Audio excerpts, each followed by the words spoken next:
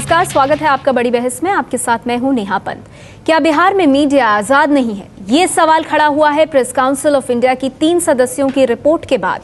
3 सदस्यों की टीम ने अपनी रिपोर्ट में दावा किया है कि राज्य सरकार विज्ञापन के बल पर मीडिया को नियंत्रित कर रही है।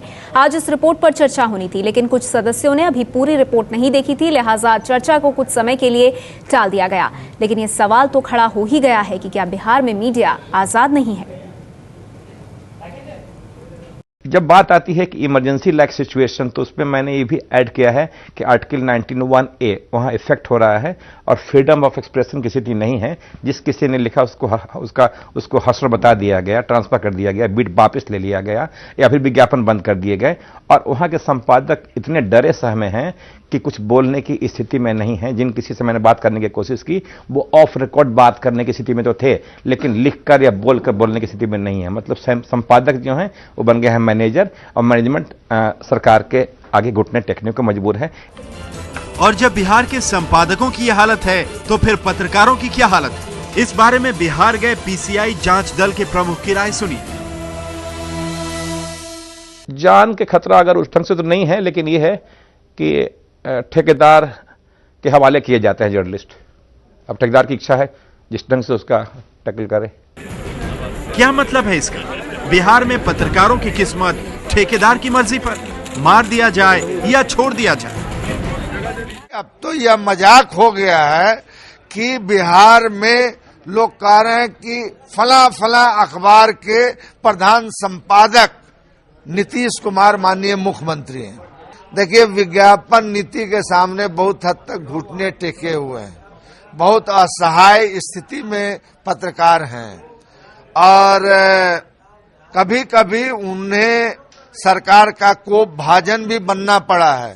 प्रेस काउंसिल के चेयरमैन के पद और सुप्रीम कोर्ट के रिटायर्ड जज के बारे में हम पूरा सम्मान करते हैं, लेकिन जिस तरह से उनकी टिप्पणियां आई हैं गैर कांग्रेसी सरकारों के बारे में, चाहे वो बिहार की सरकार हो या कुछ बंगाल का विषय हो या एक प्रकार से अभी जो उन्होंने नरेंद्र मोदी जी के बारे में जो लेख लिखा है, ये बहुत ही दुर्भाग्यपूर्ण है। पीसीआई की 3 सदस्यों की टीम की रिपोर्ट के बाद बीजेपी के निशाने पर हैं जस्टिस मार्कंडेय काटजू। हालांकि उनकी माने तो इस रिपोर्ट से उनका कुछ लेना देना नहीं है।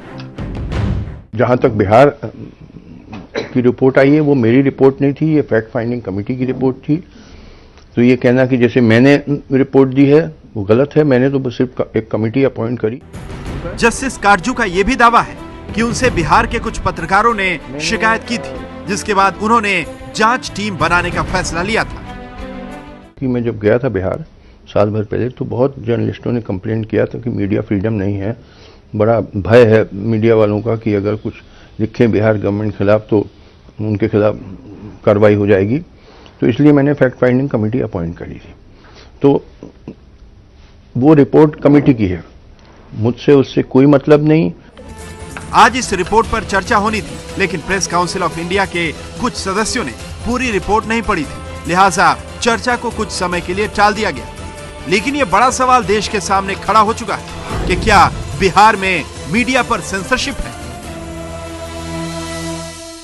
तो 3 सदस्यों की इस रिपोर्ट के बाद ये सवाल जरूर खड़ा हो गया है कि आखिर बिहार में मीडिया आजाद है या नहीं। और आज की इस चर्चा में हमारे साथ कुछ खास मेहमान जुड़ गए हैं। हमारे साथ मौजूद हैं आरजेडी से सांसद जगदानंद सिंह साहब, साथ ही हमारे साथ मौजूद हैं प्रेस काउंसिल के सदस्य राजीव रंजन नाग साहब। 3 सदस्यों की जो टीम है उसकी अध्यक्षता नाग साहब ने की थी, वो हमारे साथ मौजूद हैं और रिपोर्ट में क्या चौंकाने वाली बातें निकल कर आई उस पर हम उनसे जरूर चर्चा करेंगे। इसके साथ ही वरिष्ठ पत्रकार अरविंद मोहन हमारे साथ मौजूद हैं, मेरे वरिष्ठ सहयोगी विजय विद्रोही हमारे साथ इस चर्चा में मौजूद हैं। इसके साथ ही कांग्रेस पार्टी से महाबल मिश्रा जी भी हमारे साथ मौजूद हैं। जेडीयू के नेता राजीव रंजन जी भी इस चर्चा में जुड़ गए हैं और आगे बीजेपी से भी हमारे साथ इस चर्चा में आरती मेहरा जी शरीक होंगी। आप सभी लोगों का स्वागत है। सबसे पहला मेरा सवाल आपसे राजीव रंजन नाग साहब, क्या जरूरत पड़ी एक 3 सदस्यों की टीम को बिहार जाने की? क्या किसी तरह की शिकायत आई थी जिसके बाद ये फैक्ट फाइंडिंग कमेटी जो है इसे बिहार का रुख करना पड़ा? और ये भी जानना चाहूंगी सबसे ज्यादा चौंकाने वाली बातें जो आपके सामने आई। निश्चित तौर पे जस्टिस काटजू को पटना यूनिवर्सिटी ने बुलाया था किसी फंक्शन में, और हम जहां ठहरे थे मैं भी साथ में था, तो काफ़ी जर्नलिस्ट चुपचाप मिलने आए, बहुत हमें डरे थे और उन्होंने कहा कि हमारे यहाँ सफोकेशन है, अनरेस्ट है, आप इंटरवीन करिए, आप प्रेस काउंसिल के चेयरमैन हैं। जस्टिस कार्जू ने उनकी बातें सुनी और बात सुनने के बाद उनको लगा कि कुछ अगर गंभीर इसमें मामला है तो इसकी जांच होनी चाहिए। तो नेक्स्ट डे उन्होंने 3 मेंबर कमेटी बनाई, मैं उसका चेयरमैन बनाया गया मुझको, और कल्याण बरुआ और अरुण कुमार, ये 2 और मेंबर वहाँ उनके बनाए गए और हमने पूरे 1 साल लिया और ऐसे चौंकाने वाली बातें सामने आई कि संपादक डरे हुए हैं, मालिक ने घुटने टेक दिए हैं सरकार के सामने विज्ञापन के लालच में, और पत्रकार जो लिख रहे हैं उनकी रिपोर्ट जो नेक्स्ट डे छप रही है उस रिपोर्ट को पहचान नहीं पा रहे हैं क्योंकि उनको इतना माइल्ड कर दिया जा रहा है सरकार के पक्ष में कि वो हैरान है, उन्हें लग रहा है कि उन्होंने क्या अपराध किया है। तो हमने बिहार के 4 दौरों में 16 डिस्ट्रिक्ट के पत्रकारों ने हमसे बातचीत की और लंबी बातचीत की, काफ़ी चिट्ठियां हमको मिली, कंप्लेंट्स मिले, हमने विज्ञापन दिए अखबार में कि आइए मुझसे मिलिए, बात करिए, चाहे वो जर्नलिस्ट हों, NGO हों, सिविल सोसाइटी हों, पॉलिटिकल पार्टी के लोग हों, सभी हमसे आके मिले और उन्होंने शिकायतें दी हैं। नीतीश क्या सिर्फ लालच देते हैं या जो लालच में भी उनके बस में नहीं आता उससे धमकाते भी हैं? हाँ बिल्कुल, विद्रोही उसमें ये है कि जिस किसी ने लिखने का साहस किया अखबार ने, यूं तो उसका विज्ञापन बंद कर दिया गया, उस रिपोर्टर का ट्रांसफर कर दिया गया, उनका बिट वापस ले लिया गया और उन्हें ये बता दिया गया कि इस तरह के अपराध करने का हश्र क्या होता है। और 3 पत्रकार इसके पीड़ित हैं बिहार में और वो भी हमसे मिले। तो मेरा लगता है, मेरा जो मानना ये है कि बिहार में जो 3 बड़े अखबार हैं, हिंदुस्तान, प्रभात खबर और दैनिक जागरण, इनके जो रीजनल एडिशंस हैं उसका RA9 नंबर तक नहीं है, मतलब स्टार न्यूज़पेपर ऑफ इंडिया का रजिस्ट्रेशन तक नहीं है और उनको बिहार गवर्नमेंट बेजा नियम के खिलाफ उनको करोड़ों रुपए का विज्ञापन दे रही है और शर्त सिर्फ ये है कि आप जयकारा लगाओ, हम विज्ञापन देंगे। This is the situation in Bihar. चलिए, बहुत अहम बातें आपने सामने रखी हैं जो आपने पाई जब आपकी टीम बिहार गई। हमारे साथ JDU के नेता राजीव रंजन जी भी मौजूद है। राजीव रंजन जी, आपने सुना नाग साहब को, उनकी टीम गई, वो खुद बिहार गए और ये चौंकाने वाली बातें सामने आई हैं। सवाल उठता है, क्या नीतीश कुमार के राज में बिहार में मीडिया स्वतंत्र नहीं है?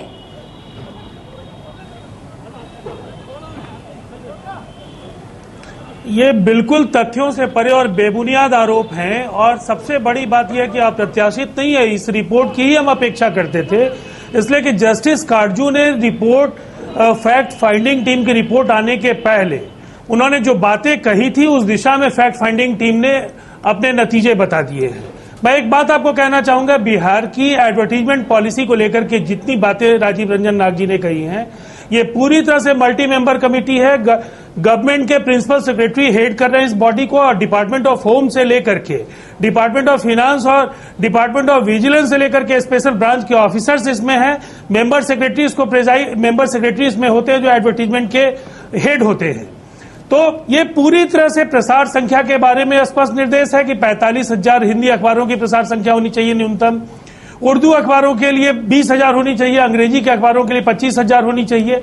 इसी तरह से साप्ताहिकों के लिए, इलेक्ट्रॉनिक चैनल्स के लिए, रेडियो के लिए इस तरह के मानक हैं और ये समिति तय करती है कि जो राज्य सरकार के सूचना एवं जनसंपर्क विभाग के सूचीबद्ध अखबार या पत्र पत्रिका हैं जो DAVP के द्वारा निबंधित हैं और RNI से जो निबंधित हैं, उसके बाद उनके प्रसार संख्या को सर्टिफाई करने के लिए जो ABC, ये तो हर जगह होता है, की जो ये ऐसी व्यवस्था हर राज्य में होती है, लेकिन हर राज्य से इस तरह की आरोप, इस तरह की बातें तो सामने नहीं आती। 4 करोड़ का बजट बढ़ाकर 30 करोड़ किया गया है, तो और राज्यों से फिर ऐसी बातें सामने क्यों नहीं आती, सिर्फ बिहार क्यों? फिर नहीं, विजय विद्रोही जी, ये जिस जमाने की बात आप करते हैं उस समय बिहार सरकार का जो प्लान आउटलेट था बिहार का वो 4,000 करोड़ का था और आज 28,000 करोड़ का है, जो अगले वर्ष 34,000 करोड़ का होगा। विकास की योजनाएं हैं, जनता के कल्याण के लिए इन योजनाओं को जन जन तक पहुंचाना है और निश्चित तौर पर इसमें समाचार माध्यमों की भूमिका महत्वपूर्ण है। और जब उन्होंने आपातकाल की बात की है तो मैं उनको जरूर एक बात कहना चाहूंगा कि इतनी डरावनी यादों को जिस तरह से उन्होंने हल्का करने की कोशिश की है, ट्रिब्यून अखबार था चंडीगढ़ का, बिजली की लाइन काट दी गई थी और ट्रैक्टर के मोटर से उस अखबार का प्रिंट निकालना पड़ा था। गौर किशोर घोष और कुलदीप नैयर जैसे बड़े पत्रकार देश के अलग अलग जेलों में भेज दिए गए थे। जो नागरिक अधिकार थे वो निलंबित कर दिए गए थे। स्नेहलता रेड्डी दक्षिण भारत की एक बहुत बड़ी लोकप्रिय कलाकार थी, जेल में उनकी मौत हुई पुलिस यातनाओं के बाद, और ये देश को नहीं पता चल पाया था। इमरजेंसी की बातें ठीक है, सबको पता है, लेकिन मौजूदा हालात में अभी जो स्थितियां हैं उसकी चर्चा हो तो बेहतर होगा। राज्यों का ग्रोथ मॉडल नहीं, राजीव रंजन जी साफ तौर पर, क्योंकि जब राजीव रंजन नाग साहब अपनी बात रख रहे हैं तो कह रहे हैं कि वहां जाकर लोकल न्यूज़पेपर में उन्होंने इश्तिहार दिए हैं और पत्रकार उनके पास आए हैं और अपनी आप बीती सुनाई है, और क्या कुछ रिपोर्ट में था। नाग साहब, मैं आऊंगी आपके पास, लेकिन उससे पहले क्योंकि हमारे साथ आरजेडी के सांसद जगदानंद सिंह भी जुड़ गए हैं, उनसे भी बात करते हैं। सिंह साहब, आपने सुना राजीव रंजन नाग जी को जो वहां गए थे रिपोर्ट बनाने के लिए, और जेडीयू के नेता जो कह रहे हैं कि जो रिपोर्ट आई है वो बिल्कुल सच से परे है, आप क्या कहेंगे? मैं इतना ही कहूंगा कि नाग साहब शायद बिहार सरकार के बारे में जो कहना चाहिए था उससे बहुत ही कम कहा है, और बिहार की स्थिति इतनी जटिल हो चुकी है कि बिहार की 10 करोड़ से अधिक आबादी यह भी नहीं जान पाते हैं कि आखिर एक जिले से दूसरे जिले में हो क्या रहा है, और जो पत्रकार कुछ भी लिखने की हिम्मत और साहस करते हैं निश्चित रूप से हर तरह से उनको दंडित किया जाता है। मुझे याद है जागरण के एक पत्रकार थे जो 2-3 उन्होंने डिस्पैचेस लिखे थे जागरण में, और इसके बाद उनको दिल्ली आना पड़ा, और दिल्ली आने के बाद 1-2 वर्ष के बाद जब समझौते हुए तो फिर वो लौट करके बिहार में गए, और इस बीच में जागरण के सारे जितने विज्ञापन थे वो बंद कर दिए गए थे। मैं तो कह सकता हूं कि शायद बिहार की सरकार ने जिस तरह से वहां के अखबारों को अपने नियंत्रण में लिया है, शायद भारत के किसी भी राज्य के इतिहास में ये कभी नहीं हुआ होगा। आपातकाल में भी समाचार लोगों को सही मिल जाते थे दूसरे माध्यमों से, लेकिन इस समय जब से नीतीश जी की सरकार आई है, मैं राजीव जी को सुन रहा था, निश्चित प्रशंसा कर सकते हैं इसलिए बिहार सरकार की कि अन्य राज्यों में कुछ प्रताड़ना हुई थी, उससे कम प्रताड़ित वहां के लोग किए गए हैं। चलिए, तो जो जेडीयू के नेता राजीव रंजन कह रहे हैं उस बात से आप बिल्कुल इत्तेफाक नहीं रखते। आप कहते हैं कि वहां पर हालात जो हैं वो खराब है और इसका खामियाजा पत्रकारों को भुगतना पड़ रहा है, और सरकार जो इस्तेमाल कर रही है वहां के प्रेस का, इस पर बाकी मेहमान क्या सोचते हैं उनसे भी चर्चा करेंगे। एक छोटा सा ब्रेक, जल्द लौटते हैं।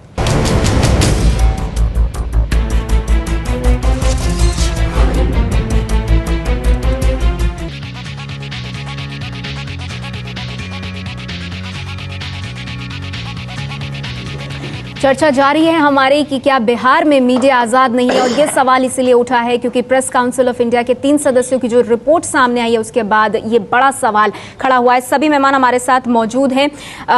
राजीव रंजन नाग साहब, आपसे इस चर्चा को आगे बढ़ाते हुए मैं चाहूंगी कि जो चिट्ठी आप अपने साथ लेकर के आए हैं, पटना के सूचना और जनसंपर्क विभाग के जो अधिकारी हैं, निदेशक शिव कपूर सिन्हा, क्या उन्होंने कहा है, किस तरह से संपादकों को क्या चिट्ठी लिखी है, जरा वो बताइए, फिर चर्चा को आगे बढ़ाते हैं। नेहा, ये तो चिट्ठी, चूंकि ये चिट्ठी मुझे हाथ लगी है और एक उन्हीं के डिपार्टमेंट के बड़े ऑफिसर ने मुझे ये दिया है, जिसमें उन्होंने कहा है कि मंत्री जी नाराज हो जाएंगे, उनकी खबरें छापिए, फोटो छापिए। ये तो लिखित चीजें आई हैं, लेकिन शाम में 5 से 6 बजे डिपार्टमेंट का 5 अधिकारी अखबारों के दफ्तर में फोन करके ये कंफर्म करने की कोशिश करता है कि चीफ मिनिस्टर के खिलाफ कोई ऐसी खबर तो नहीं जा रही है जिसमें उनके सुशासन के दावे धूमिल होते हों, या फिर प्राइम मिनिस्टर या कांग्रेस की खबर को नहीं जा रही है जो इनको डैमेज करता है। मतलब इस चिट्ठी में ये बता रहे हैं निदेशक कि जो भी सूचना प्रसारण विभाग मीडिया को जो भी विज्ञप्ति या फोटो देगा, उसको वो जो अखबार होगा या इलेक्ट्रॉनिक मीडिया होगा उसको प्रसारित करना और प्रकाशित करना प्रमुखता से वो जरूरी होगा। ये है चिट्ठी का। बिल्कुल, इस चिट्ठी में मैं कह रहा हूं कि ये तो लिखित में दिया ना, लेकिन इसके पहले ये तो चिट्ठी हाथ में आई तब बात सामने आई, लेकिन इससे पहले डायरेक्टरेट ऑफ इंफॉर्मेशन जो है उनका 5 अधिकारी इस काम में लगा होता है कि फर्स्ट पेज पे चीफ मिनिस्टर की फोटो कितने कॉलम में जा रही है, और डिप्यूटेड अधिकारी है और वहां के 3 न्यूज एडिटर ने मुझको इस बात का खुलासा किया, चिट्ठी लिख के दी कि इस पर आप उसको आप रखिए। तो ये तो एक स्थिति थी। दूसरी इसलिए मैंने कहा है कि बिहार में आर्टिकल 19(1)(a) जो है, जिसमें फ्रीडम ऑफ एक्सप्रेशन की बात कही गई है, फंडामेंटल राइट है, उस पर खतरा मंडरा रहा है। और शायद यही कारण था जो मैंने कहा। बिल्कुल वो खतरा तो है, लेकिन क्योंकि ये चिट्ठी इसीलिए अहम हो जाती है नाग साहब, क्योंकि ये एक सबूत के तौर पर सामने आती है, जहां पर खुद सूचना और जनसंपर्क विभाग के जो निदेशक हैं वो साफ तौर पर कह रहे हैं कि फोटो विज्ञप्ति जो सरकार की तरफ से उसे कैरी करना समाचार पत्रों में, अखबारों में मैंडेटरी होगा। जी, मैं इसका जवाब क्योंकि राजीव रंजन जी से लेना चाहूंगी, वो बार बार पूछ रहे थे कि बिल्कुल बेकार है। उसमें एक चीज और बताया था उनको, मुझे आपके विज्ञापन पॉलिसी में कहीं कोई बहस नहीं करनी है कितना आउटले है। मैं ये कह रहा हूं कि जब टू द पॉइंट बनाया है आपने एड पॉलिसी 2008, उसमें आपने वो होल क्यों छोड़ा है जिसमें आपने कहा है कि राज्य के व्यापक हित में अगर डीपीआर चाहता हो तो विज्ञापन दे सकता है। उसी होल का फायदा उठा करके बिहार के 3 बड़े अखबारों का विज्ञापन दे रहे हैं, जिसका रजिस्ट्रार न्यूज़पेपर ऑफ इंडिया से रजिस्ट्रेशन तक नहीं है। और हमने ये प्रूफ किया है अपनी रिपोर्ट में, और दिल्ली पटना हाईकोर्ट ने इसको कॉग्निजेंस लिया है, डिस्ट्रिक्ट मजिस्ट्रेट ने इसको पुष्टि की है। ठीक है, चलिए इसका जवाब मैं बाद में लूंगी राजीव रंजन जी से। लेकिन राजीव रंजन जी, वो चिट्ठी हमने अपने चैनल पर दिखाई है, वो चिट्ठी पटना के सूचना और जनसंपर्क विभाग अधिकारी जो है निदेशक शिव कपूर सिन्हा की, साफ तौर पर कह रहे हैं सरकार की तरफ से फोटो या जिस भी तरह की विज्ञप्ति आती है, जो कि हम लगातार दिखा रहे हैं, उसको समाचार पत्रों को, अखबारों को बिहार के दिखाना जरूरी होगा। क्या कहेंगे आप इस पर? अब ये तो सबूत है। नहीं, ये कहीं से नहीं, सबूत को ग्लास खाली है या ग्लास भरा है, ये बहस का विषय हो सकता है। लेकिन निश्चित तौर पर सरकार के माननीय मंत्रियों के कार्यक्रम से यहाँ अभिप्राय है कि जो विभाग की जो योजनाएं हैं, जो कार्यक्रम हैं, उन कार्यक्रमों को जनता तक पहुंचाया जाए। और इसमें अखबारों के सहयोग को सुनिश्चित करने के लिए बिहार के सूचना निदेशक ने ये बातें कही हैं। और जहां तक उन्होंने उस क्लॉज का जिक्र किया है, तो देश के जिन राज्यों का या देश की जो आधिकारिक राष्ट्रीय विज्ञापन नीति है, उसमें भी विशेष परिस्थितियों में एक डिस्क्रेशन रहता है कि जो सोवेनियर्स हैं, जो इस तरह के मैगजीन्स हैं, जो किसी खास अवसर पर होते हैं, उन अवसरों पर उनको उसका लाभ मिलता रहा है। लेकिन उसके लिए अगर जो प्राधिकरण, अगर अखबार या इलेक्ट्रॉनिक मीडिया ही सरकार की सारी योजनाएं जनता तक पहुंचाएगा, तो फिर सूचना एवं जनसंपर्क विभाग खोल किस लिए रखा है वहां? ये काम तो डीपीआर का है। राजीव, आप उस मुद्दे पे नहीं आ रहे हो। मैं ये कह रहा हूं कि विज्ञापन जनसंपर्क नहीं है, लेकिन मैं कह रहा हूं कि आप उन अखबारों का विज्ञापन दे रहे हैं जो डिजर्व नहीं करते, उनको आरएनआई रजिस्ट्रेशन तक नहीं है, डीएवीपीसी इम्प्लीमेंट नहीं है उसमें, उनको आप विज्ञापन दे रहे हैं। ये किस राज्य में है? नहीं, ये हमारे विज्ञापन नीति का एक हिस्सा है। और ये केवल हमारे विज्ञापन नीति का हिस्सा नहीं है, पूरे देश के सभी राज्यों के विज्ञापन नीति का आप अध्ययन करेंगे तो एक डिस्क्रेशन बराबर प्राधिकृत समिति को होता है, जो विशेष अवसरों पर बड़े आयोजनों के लिए जो स्मारिका या इस तरह के जो नहीं राजीव रंजन जी, ये सिर्फ बड़े आयोजनों की बात नहीं है। ये समस्या बिहार से बाहर निकल कर आई है। ये सिस्टम बाकी राज्यों में भी होगा, लेकिन वहां से इस तरह की समस्या नहीं आ रही है। एक बार फिर से मैं आपका ध्यान उस चिट्ठी पर लेकर के आऊंगी, क्योंकि अभी भी सीधा जवाब देने से बचे आप, बाकी मेहमानों से भी बात करेंगे। एक छोटा सा ब्रेक ले रहे हैं, जल्द लौटते हैं।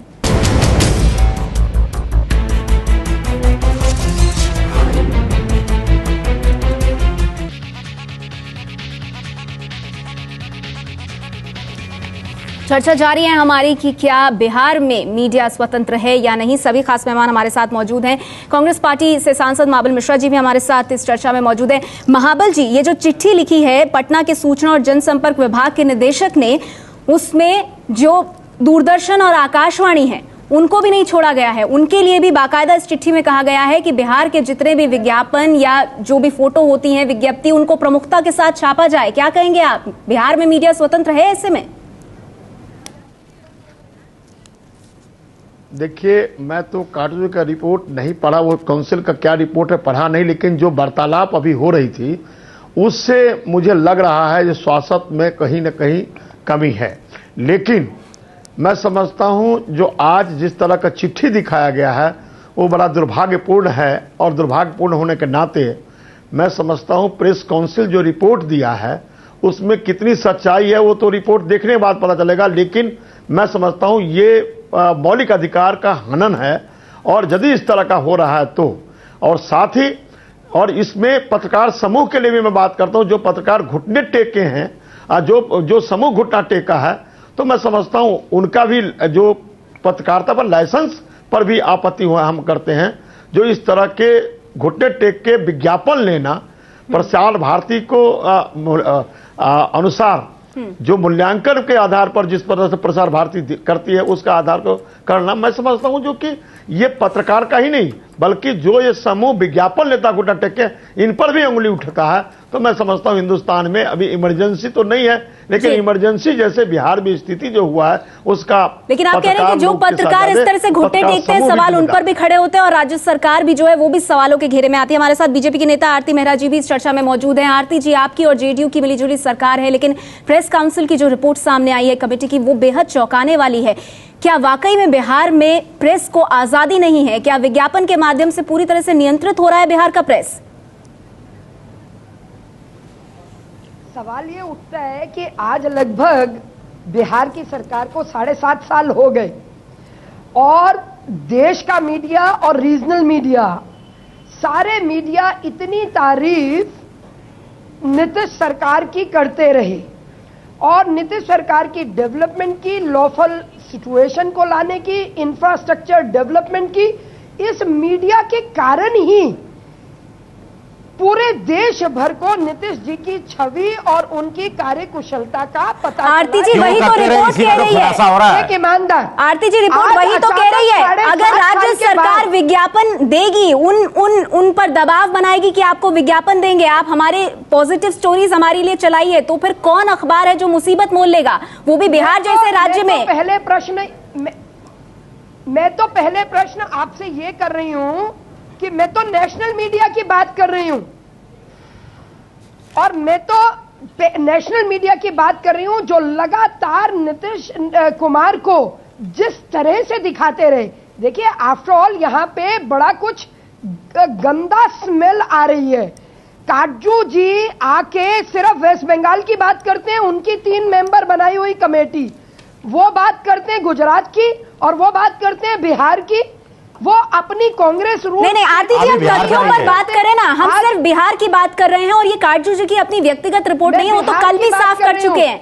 ये 3 सदस्यों की फैक्ट फाइंडिंग कमेटी वहां गई है, साल भर में रिपोर्ट तैयार की है और सबूत, अभी जो चिट्ठी हम अपने चैनल पे लगातार दिखा रहे हैं आरती मेहरा जी, वो भी बहुत चौंकाने वाली है। उसमें शिव कपूर सिन्हा जो कि निदेशक है सूचना और जनसंपर्क विभाग पटना के, वो साफ तौर पर सभी संपादक, स्थानीय संपादक, ब्यूरो प्रमुख, मुख्य संवाददाता जिसमें प्रिंट और इलेक्ट्रॉनिक मीडिया शामिल है, समाचार संपादक, यहां तक कि दूरदर्शन, आकाशवाणी, सभी को वो ये लिख रहे हैं कि जो भी प्रेस विज्ञप्ति और फोटो दी जाती है उसे प्रमुखता से प्रकाशित और प्रसारित नहीं किया जाता। हम चैनल पे लगातार वो चिट्ठी दिखा रहे हैं, ये तक लिखा हुआ है इस चिट्ठी में कि सूचना मंत्री बिहार के इस पर अपना असंतोष व्यक्त कर रहे हैं। इसीलिए सबसे यह अनुरोध है कि इस तरह की विज्ञप्ति, फोटो, ये सब लगातार दिखाई जाए। अब इसे क्या कहा जाए? इस तरह से डीपीआर की तरफ से जितने सारे पेपर हैं बिहार के, उनको इस तरह, पेपर हो या टीवी चैनल, सबको इस तरह की चिट्ठी जा रही है। देखिए ऐसा है, मैं एडमिनिस्ट्रेशन में रही हूं दिल्ली के, दिल्ली का निगम का एडमिनिस्ट्रेशन भी बहुत बड़ा एडमिनिस्ट्रेशन है। मैंने कांग्रेस की सरकार में भी देखा है, अपनी सरकारों में भी देखा है। इस तरह से सभी राज्य अपने काम जो राज्य सरकार कर रही होती है उसको, आप दिल्ली में देखिए ना किस तरह से एक्सचेकर का कई 100 करोड़ रुपया एडवर्टीजमेंट में दिया जाता है। हाँ। और प्रमुखता से न्यूज भी प्लांट कराई जाती है, न्यूज भी मैनेज करी जाती है। और आरती जी, क्या ये भी होता है कि चिट्ठी के अंदर सूचना मंत्री जो है वो असंतोष भी जताते हैं, ये भी लिखा जाता है? मैं कह रही हूँ राइट और रॉन्ग, मैं ये कह रही हूँ राइट और रॉन्ग, ये बहुत सी प्रैक्टिसेस राज्यों में चल रही हैं। आज 7.5 साल के बाद बिहार में अचानक इसके पीछे काटजू जी और काटजू जी ने जो 3 मेंबर की कमेटी बना के एक के बाद एक बीजेपी रूल स्टेट्स को हिट करने का एक एजेंडा, जिसमें ऐसा दिखाई देता है। आरती जी का सीधा सवाल आपसे, 7.5 साल तक कहां थे आप लोग, क्यों सोए हुए थे? ये अचानक इस तरह की बात क्यों सामने आ रही है? ठीक है आरती जी, नाग साहब जवाब दे रहे हैं इसका। आरती जी, बिल्कुल आपने सही कहा कि नीतीश कुमार ने बढ़िया काम किया है 7 साल में और लिहाजा नेशनल मीडिया। एक छोटी प्रतिक्रिया राजीव जी मैं आऊंगी आपके पास, आपसे बात कर रहा हूँ। नेहा जी, मैं एक छोटी प्रतिक्रिया राजीव जी मैं आपसे बात कर रहा हूँ। सीधा सवाल क्योंकि पूछा है नाग साहब से, इसीलिए जवाब। नहीं, आरती जी सही कह रही हैं कि नीतीश कुमार के बारे में नेशनल मीडिया ने भी अप्रिशिएट किया है, बिल्कुल सही है मैडम। ऐसा इसलिए हुआ है कि उनके खिलाफ खबरें नहीं छपती हैं और एक तरफा तस्वीर पेश की जा रही है सुशासन की, और जो अपराध, हत्या, बलात्कार और फिरौती के जो मामले हैं वो पेज नंबर 14 पे कहीं तलाशने पे कोई खबर मिल जाती है तो मिल जाएगी, वो सिर्फ इसलिए ताकि फेस सेविंग हो सके अखबार का और पाठकों के बीच का, सिर्फ ये मामला है। इसलिए जो सच्चाई है उसको तो एक्सेप्ट करना चाहिए और वो ब्लैक एंड व्हाइट में है। और रही बात ये कि 3 मेंबर कमेटी ने 1 साल समय दिया है और हमने प्रोफेशनली उसकी तह तक गए हैं, और हमारा 1 मेंबर थ्रू आउट बिहार में अरुण कुमार जमे रहे और उन्होंने बहुत काम किया है। और आपकी गवर्नमेंट ने जो डॉक्यूमेंट मुझे नहीं दिया वो डॉक्यूमेंट में हमने आरटीआई करके अपने जो संपर्क थे ब्यूरोक्रेसी में उससे मैंने प्राप्त किए हैं। ये तो असहयोग थी बिहार की सरकार की, और आपकी पार्टी की तरफ से या जेडीयू की तरफ से कोई भी नेता हमारे पास नहीं आया बताने के लिए कि हमारा पक्ष भी सुनिए, जबकि हमने विज्ञापन दिया था अखबारों में। नेहा जी, मेरी प्रतिक्रिया आवश्यक है इस अवसर पर। लगातार नहीं, महाबल मिश्रा जी ने भी बहुत सारी बातें कही हैं और राजीव रंजन नाग जी ने भी बहुत सारी बातें कही हैं जी। बिहार का सच ये नहीं है जो राजीव रंजन नाग जी जो बता रहे हैं। आज बिहार का सच, आरती जी मैं आग्रह करूंगा 1 मिनट के लिए आप मुझे मौका दीजिए। जो सच है बिहार का वो राजीव रंजन नाग जी भी जानते हैं कि आज जो नेशनल क्राइम रिकॉर्ड ब्यूरो के जो स्टैटिस्टिक्स हैं वो भी मानते हैं कि बच्चों के मामले में, महिलाओं के मामले में, शेड्यूल कास्ट, शेड्यूल ट्राइब और माइनॉरिटीज के मामले में देश के 7-8 जो राज्य हैं उसके बाद बिहार का नंबर आता है आंकड़ों के मामले में। तो निश्चित तौर पर कानून व्यवस्था की स्थिति के सवाल पर जो बातें उन्होंने रखी हैं उन बातों का कोई मतलब नहीं है। और जहां तक गवर्नेंस को लेकर के है, रीजनल इम्बैलेंसेस को हम लोगों ने ओवरकम किया, इकोनॉमिक इम्बैलेंसेस को हम लोगों ने ओवरकम किया। नहीं राजीव भटक रहे हैं, सक्सेस स्टोरी से राजीव भटक रहे हैं। मैं सिर्फ 3 घटनाएं बताता हूं बिहार के बारे में, 3 घटनाएं हमारे। एक राजीव मैं आपकी बात कर रहा हूं। राजीव रंजन नाग जी, मैं एक बात आपसे जरूर कहूंगा, बिल्कुल नहीं भटक रहे। नहीं, मैं पहले 1 मिनट में एक बात आपको कह दूं। नाग साहब, आपने जो भी बातें कही है, जिस डायरेक्टर पब्लिक रिलेशन की चिट्ठी को आपने आधार बनाया, उन्होंने रिक्वेस्ट किया, उन्होंने कहा कि सरकार की योजनाओं का लाभ जनता तक पहुंचे, और इस बात को आपने रिक्वेस्ट का ये कौन सा तरीका है? रिक्वेस्ट का या कैसा तरीका है जिसमें कहा जा रहा है कि सूचना प्रसारण, सूचना मंत्री असंतोष व्यक्त करते हैं? बड़े पैमाने पर कॉमनवेल्थ के इरेगुलरिटीज। ठीक है, आप सबने अपनी बात रखी, आप सबने अपनी बात रखी और आरोप प्रत्यारोप का दौर चल रहा है, लेकिन हमारे साथ वरिष्ठ पत्रकार अरविंद मोहन जी भी मौजूद है, वो शायद इस बात को परिप्रेक्ष्य में रख सके। अरविंद जी, आपने सभी पक्षों को सुना, आपको क्या लगता है? 2-3 चीजें हैं। एक तो ये है कि कितना सरकार ने घुटना टेकवाया है, कितना मालिकों ने खुद से टेका है, ये एक मसला है। और हर राज्य में मालिकों की तरफ से भी, अखबार वालों की तरफ से भी, पत्रकारों की तरफ से भी घुटने टेकने की बात है, कोई एक तरफा मामला नहीं है। दूसरी बात, हम सब लोग कुछ कहानियां सुना करते थे बिहार के बारे में, और मैं नाग को बधाई दूंगा कि उन्होंने कुछ चीजें स्थापित की हैं, लेकिन पूरी रिपोर्ट पढ़ने से 2 गड़बड़ मुझे अभी भी बहुत साफ दिखाई दे रही है। एक तो पूरी स्टोरी जो चलती है उसमें पत्रकारों का हवाला बहुत कम है, और उस आरजेडी का या ऐसी पार्टियों का हवाला है जिनके राज में मेरे ख्याल से मीडिया की हालत और ख़राब थी। दूसरी गड़बड़ जो मुझे दिखाई देती है वो कि काटजू साहब पटना पहुंचते ही उन्होंने एक बात कही थी कि बिहार में लॉ एंड ऑर्डर सुधरा है लेकिन प्रेस की आज़ादी ख़त्म हुई है। तो ये रिपोर्ट कहीं ना कहीं उसी को कंफर्म करती है। अब ये उसका दोष नहीं है, लेकिन आगे बयान दे देने से काटजू साहब के इस रिपोर्ट का मुझे लगता है कि वजन हल्का हुआ है, और कोई पत्रकार नहीं मिला। अगर ये चिट्ठी छोड़ दीजिए तो उसके अलावा अगर कोई पत्रकार अपनी गवाही खुद से देने की हालत में नहीं है, मुझे लगता है इमरजेंसी में भी ये हालत नहीं थी। और इमरजेंसी में जो नाम हम सब लोग लेते हैं, गौर किशोर घोष से लेके ये सब लोग सामने आए उसके विरोध में, तो ऐसा बिहार एकदम ब्लैंक नहीं हो गया है कि अगर इतनी सख्ती हो तो कोई भी बोलने, मुंह खोलने को ना हो। लेकिन जो बात इसमें ये कही गई कि कई ऐसे पत्रकार भी हैं दबाव के चलते वो कह रहे हैं कि नाम उनका उजागर नहीं किया जाए, क्योंकि वो बता रहे हैं डेली न्यूज़पेपर्स में आती हैं। लेकिन नीतीश कुमार हो या कोई भी नेता हो, आज के तारीख में वो ये मान लेगा कि इतनी खुली डेमोक्रेसी में मीडिया मैनेज करके वो चीजों को अपने लाइन पे चलाता रह जाएगा, तो मुझे लगता है कि इतनी बेवकूफी कोई करने वाला नहीं है। आज जैसे ही एक बात, हम सब लोग दिल्ली में बैठे हुए हैं, जैसे एक बात ठीक है, मुझे पता है आप भी अपनी बात कहना चाहती हैं। तस्वीर के 2 पहलू हैं, इस पर चर्चा करेंगे आगे भी। फिलहाल रुक रहे हैं कुछ देर के लिए, फौरन हाजिर होंगे।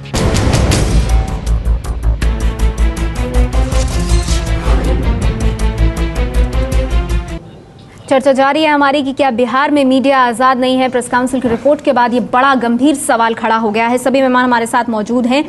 जगदानंद सिंह साहब, आपसे जानना चाहूंगी, जो सवाल बीजेपी और जेडीयू अपने डिफेंस में उठा रहे हैं वो मुझे लगता है कि जगदानंद सिंह साहब हमारे साथ मौजूद नहीं हैं यहाँ पर, लेकिन एक सवाल नाग साहब आपसे, क्योंकि ये बहुत महत्वपूर्ण सवाल जो उठाया जा रहा है और जिस बात की तरफ इशारा किया अरविंद मोहन जी ने भी, वो ये कि जो रिपोर्ट सामने आई है उसमें कुछ बातें जो हैं वो अलग भी दिखाई दे रही है। मतलब उन्होंने कहा कि पत्रकारों का हवाला बहुत कम दिया गया है इस रिपोर्ट में, और आज के इस युग में नीतीश कुमार पूरे मीडिया को इस तरह से मैनेज कर लेंगे और कोई कुछ नहीं बोलेगा, वो भी इतने लंबे वक्त तक, उनका दूसरा कार्यकाल रहा है, उसके बावजूद कोई कुछ नहीं कहेगा। क्या ऐसा संभव है? इस तरह का सवाल उठा। वो ऐसा संभव इसलिए हुआ क्योंकि मैंने प्रत्येक फाइंडिंग के सपोर्ट में गवर्नमेंट के डॉक्यूमेंट अटैच किए हैं। एक दूसरी बात कि जर्नलिस्ट की बात ही हमने शुरू की है और जो हमने कुछ रिकमेंडेशंस दिए हैं उसके 5 और 6 पॉइंट से पत्रकारों के बारे में है, और अंदर में जो सफोकेशन है जर्नलिस्ट के बारे में, उसको चूंकि कई जर्नलिस्ट अपने नाम नहीं, कई खबरें गायब हो गई हैं, वो भी आपकी रिपोर्ट में बहुत, मैं आपकी बात पे आ रहा हूं, मैं कई खबरें गायब हो गई। जैसे मान लीजिए जेडीयू के कोषाध्यक्ष के यहाँ से 5.5 करोड़ रुपया मिला और वो खबर गायब हो गई। हाँ, तो वो बहुत सॉलिड एग्जाम्पल है, लेकिन उनको आगे बढ़ाना था। नहीं, मैं 3-4 चीजें कहना चाहता हूं कि जनता दल यू का ट्रेजरर के घर से आटे की बोरी में 4.5 करोड़ रुपए पाया जाता है और वो खबर अखबार में नहीं छपती है, और इससे कम राशि में सुखराम को 20 साल तक जेल कोर्ट का ट्रायल झेलना पड़ता है, इतनी ही राशि में, जब उनके पिल्लों से निकला। तो दूसरी बात, बिहार इंडस्ट्रियल लैंड स्कैम हुआ, 3 मुसलमानों को पुलिस ने दिन में हत्या कर दी, उसके बाद सीएम पर पत्थर फेंके गए, टमाटर फेंके गए, ब्लैक फ्लैग लगाया गया, सीएम को अपनी यात्रा रद्द करनी पड़ी, वो सारी खबर क्यों नहीं छपी? दूसरा और ताजा उदाहरण यह है कि जब मंगलवार को जस्टिस काटजू को हमने अपनी ड्राफ्ट कमेटी की रिपोर्ट दी, और रिपोर्ट आज 5वां दिन है, बिहार के अखबारों में जगह नहीं मिली। इसका क्या नाम देंगे? राजीव रंजन जी जवाब दीजिए इसका। मैं अगर इतना ही फेयर है बिहार का मीडिया, तो फिर ये रिपोर्ट क्यों नहीं जगह बना रही है बिहार के मीडिया? राजीव रंजन जी,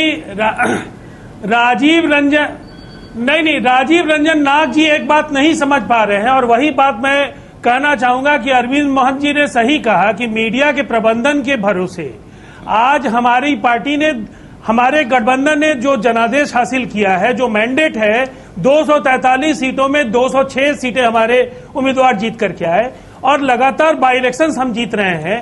आज इलेक्टोरल रिफॉर्म्स के बाद कोई प्रबंधन या बूथ प्रबंधन की गुंजाइश नहीं है। हमें जनता इसलिए भेज रही है जीत करके कि हमने वहां काम किया, हमने विकास किया, हमने गवर्नेंस दिया, हमने वहां कानून व्यवस्था की स्थिति सुधारी, और विकास के रास्ते पर आज बिहार जाति और धर्म से दूर होता जा रहा है। राजीव रंजन साहब, वो अपनी जगह सब ठीक है, वो ठीक है, विकास किया, वो सब किया। यहाँ सवाल रिपोर्ट में ये उठ रहा है कि मीडिया को मैनेज बिहार में किया जा रहा है, विज्ञापन सरकार के पास है, वो विज्ञापन का लालच देकर मीडिया को मैनेज किया जा रहा है। कई पत्रकार बेबुनियाद आरोप है नेहा जी, बिल्कुल। मैंने आपको पहले कहा कि एडवर्टीजमेंट पॉलिसी पूरी तरह से ट्रांसपेरेंट है, मल्टी मेंबर कमेटी है, सारी चीजें सामूहिक सहमति से लिए जाते हैं फैसले, और कोई भी एक व्यावसायिक प्रतिष्ठान या मीडिया हाउस ये अपनी ओर से नहीं कहने के लिए तैयार है कि उसके साथ कोई अनियमितता हुई है, कोई बेईमानी हुई है। नहीं राजीव, जो मीडिया पॉलिसी है, दो लोग जो चमत्कारिक मीडिया पॉलिसी आपकी है, उसमें एक बंदा आपने बाहर से नहीं लिया है, सारे गवर्नमेंट ऑफिशियल्स हैं, मुझे ऐसा लगता है कि इसको मिलना चाहिए, किसका काटना चाहिए। आपको दिल्ली या देश के दूसरे राज्यों में जो यूपीए की सरकारों ने गलतियां की हैं, वो आपको नहीं दिखती, और इसीलिए हमारा ये मानना है कि आप पूर्वाग्रह से ग्रसित होकर के इस तरह की बातें आप सबमिट कर रहे हैं। जी आरती जी, आप भी इस पे कुछ कहना चाहती हैं?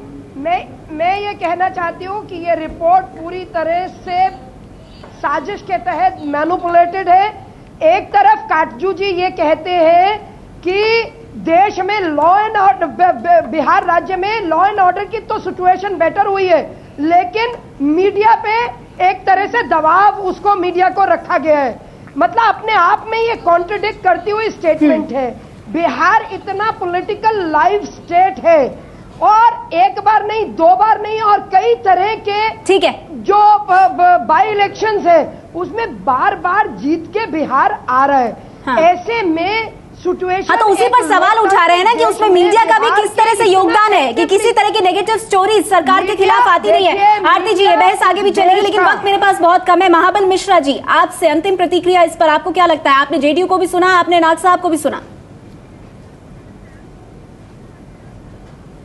देखिए, मुझे जो अभी एक रिपोर्ट मिली या जिसमें कहा जो कि कुछ दिखते हैं तो मुझे अब इसमें कुछ कहना ऐसे as a chief minister Nitish ji अच्छे हैं, लेकिन इस तरह का यदि प्रयोग होता है मीडिया पर तो ये दुर्भाग्यपूर्ण है।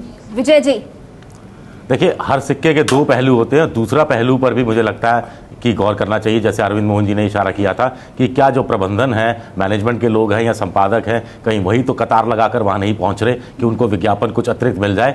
लेकिन इसका खामियाजा तो उन पत्रकारों को जरूर उठाना पड़ता है जो इस पेशे में बड़े ईमानदार ढंग से आए हैं और वो मिशन के तौर पर आए हैं, कमीशन के रूप में नहीं आए हैं।